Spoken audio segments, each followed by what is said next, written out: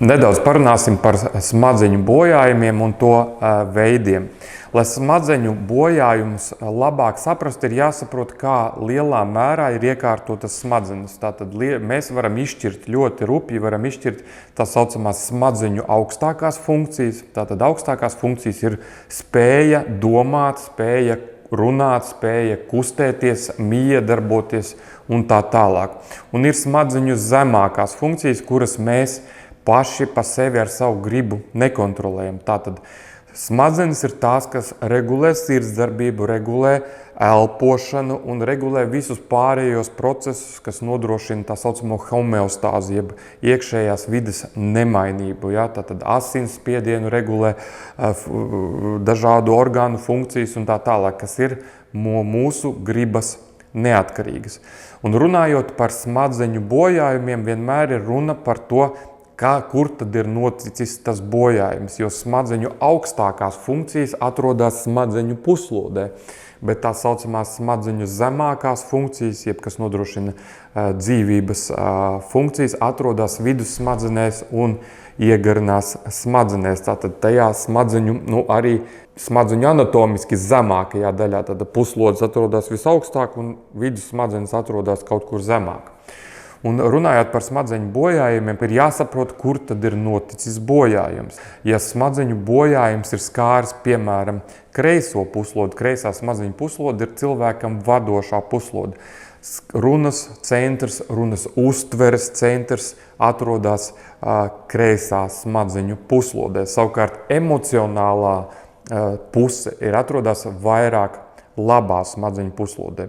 Savukārt ķermeņa kustības ir lokalizētas abās smadzeņu puslodēs.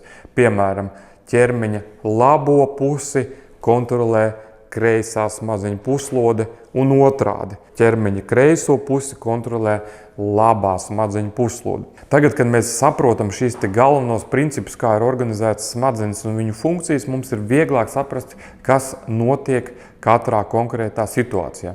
Piemēram, ja cilvēkam ir neliels infarkts, jeb insults, kas skar kreiso smadzeņu puslodi nelielā apjomā, tad, ja šis bojājums rodas, piemēram, runas centrā, cilvēks zaudē spēju runāt vai spēju uztvert runu.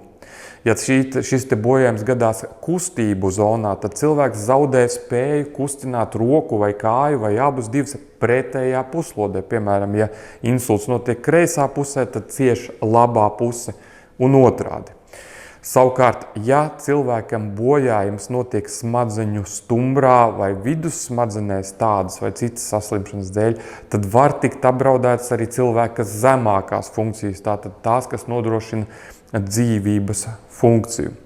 Un viss ir atkarīgs ne tikai no tā, kur notiek smadzeņu bojājums. Tātad, jo izpausmes būs saistīts ar to, kur tas notiek. Ja tas ir puslodēs, tad tiks skartas augstākās funkcijas. Ja tas ir vidussmadzenēs, smadzeņu stumbrā, tad var tikt skartas zemākās smadzeņu funkcijas, bet arī bojājuma plašums.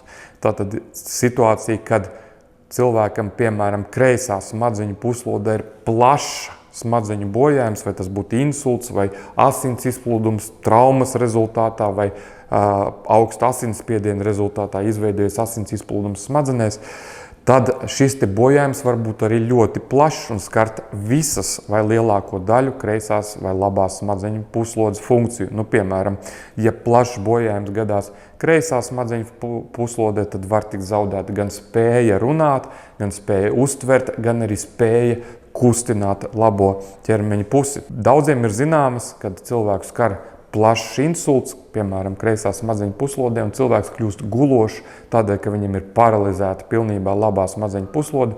Viņš neko nerunā, viņš neko nesaprot, ko viņam saka, jo viņam ir plašs smadzeņu bojājums, pusložu bojājums kreisā pusē.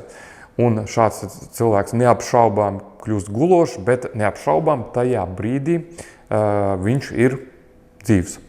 Un savukārt līdzīga situācija, ja skar labo smadzeņu puslodi, tad cilvēkam būs saglabāta spēja runāt, būs saglabāta spēja uztvert runu, jo runas centrs ir kreisā puslodē, bet bojājums ir labā puslodē, bet tik smagi skartas ķermeņa kustību funkcijas kreisā puslodē. Līdz ar to bieži vien pat cik kreisā puslode ir vadošā cilvēkam, insults vai smadzeņu bojājums, jeb kāda veida smadzeņu bojājums tiek uzskatīts smagāks, ja tas notiek kreisā puslodē, nekā labā puslodē. Jo tomēr galvenās domāšanas funkcijas ir kreisā puslodē.